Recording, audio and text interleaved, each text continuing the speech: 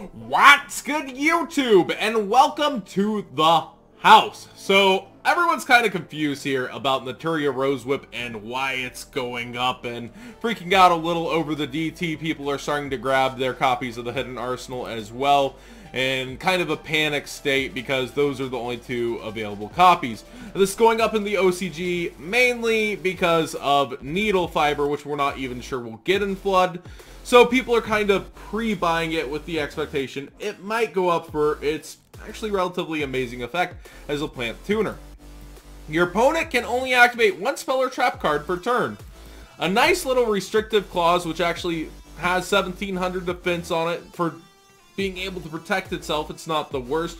It's good against the Brandish. It's really good against that deck as they have to basically draw a hard out to it as their first activatable spell or trap.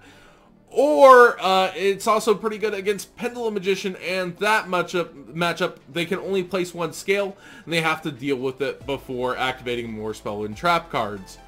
Overall, I think it's cute. It's relatively free when you're playing Needle Fiber. You build big boards and then it's kind of the final card, and it's somewhat free in a lot of the decks over there that they're playing, and that's pretty darn good. Now, I do have a forewarning, though. These $20 price tags, don't pay that. The Hidden Arsenal is still available relatively low, I would think. Let's check eBay real quick for the... Oh, wow. Well, maybe that other one just wasn't capable of being bought. Earlier, there were Hidden Arsenals when I was telling people on stream about it that were multiple quantities, but it seems a lot of low sellers. We do see at $2, etc., and then they have that shipping, so you could buy them all at $1.42, but that's pretty rough. It's getting rough out here for this tech card.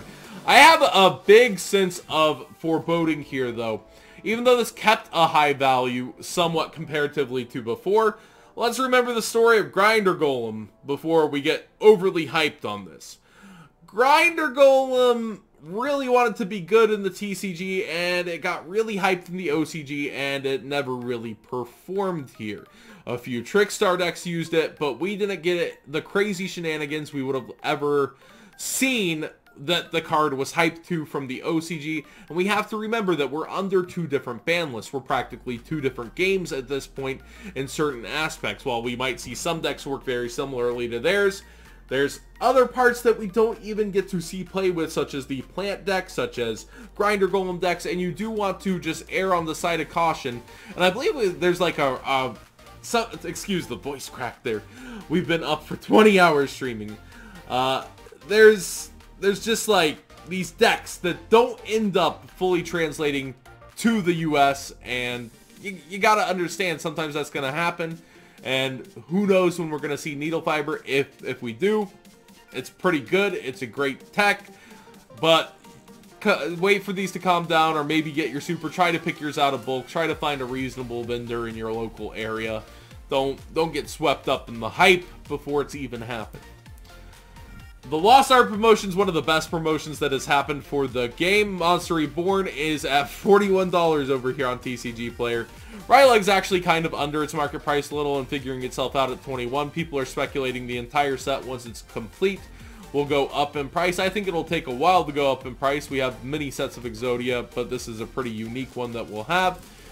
We see 35 lowest or best offer, so they might take a little lower, and we see $23 over here on the limb.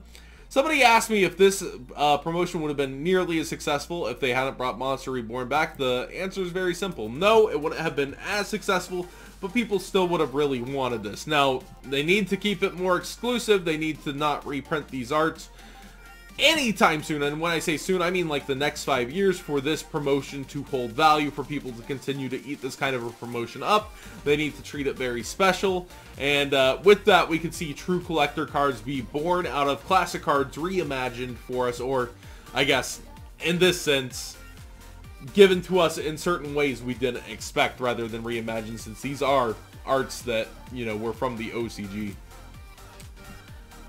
Let's talk about Kaiba's collection box set. Ash Blossom sitting around 50, a lot of people freaking out. There's two camps here. There's like, this set wasn't even made for these hand traps and competitive cards and people should stop freaking out, versus people who really expected to be able to buy these boxes and play competitive Yu-Gi-Oh!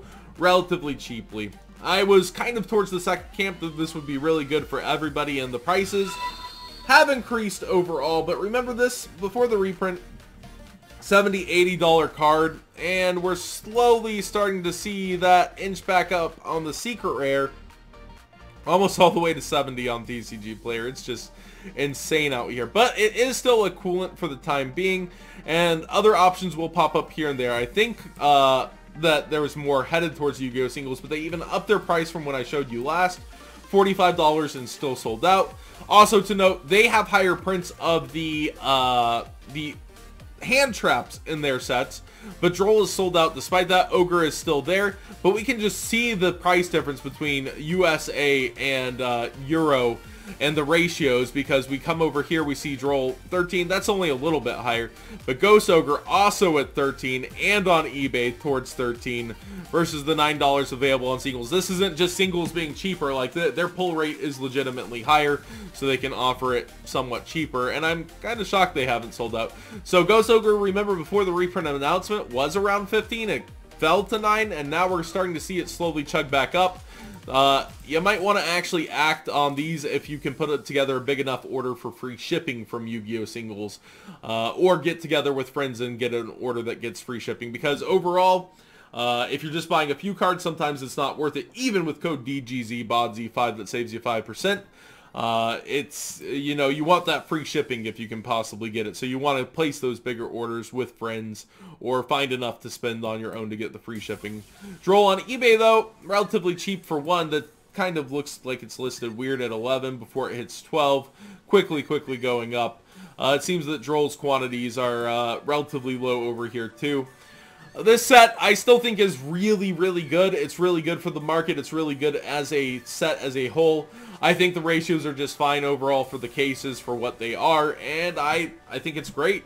I honestly think it, despite everything about the set and what happened with it, ratio-wise, publicity-wise, I still think it's a great set, and Konami did a overall good job with it.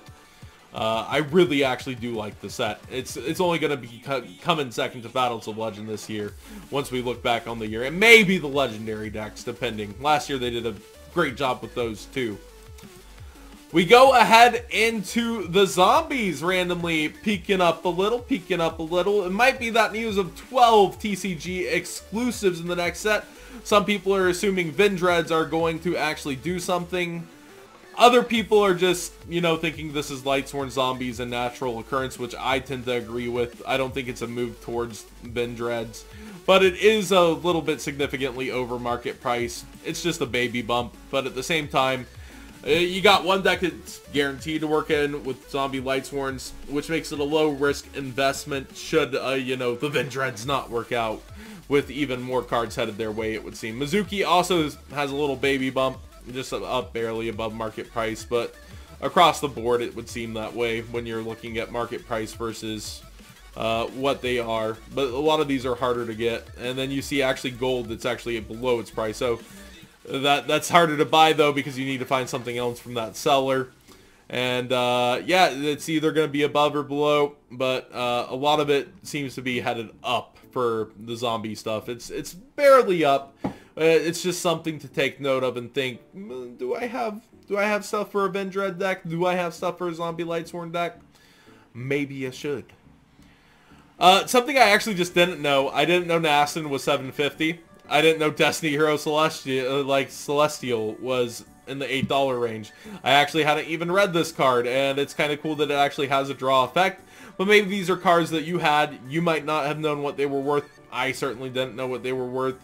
And I just found that interesting, so I thought I'd let you guys know, hey, these cards are money. I would have been fooled. I would have been taken for a ride in my trade binder. Maybe you guys should take a second look at some values in your trade binders. And finally, looking at rate, Wind Witch Ice Spell is at 15. This makes a lot of sense. The Crystal Wing is still a thing here in 2K18. The Wind Witch Trickstar deck was pretty big before, you know, the meta continued to develop. And I think it's still pretty good, but at the same time, it can be a cloggy engine. Grass is actually at $9 now. Its counterpart Left Arm still around the $18 to $20 mark. And we see it's at 10 to 11 on eBay. We actually have it lowest price plus shipping, so yeah, it's around $10. I find this interesting as a one-of because there's a big hint by Konami that they're going to release special products for basically Duel Links in real life. So you might want to think about if they're creating some kind of pack for it with the character skills, that this would be one of the cards among those. Grass is definitely somewhat big in Duel Links, so you might want to consider cards in Duel Links and translate them over to the TCG for what might get reprinted in those special sets. Thanks for watching. Again, 20 hours deep into the live stream, actually like 22 hours. So yes, I'm a little tired, but you know, it happens, and I hope you still enjoyed this market watch. And if you were part of the live stream, I hope you enjoyed the live streams as well.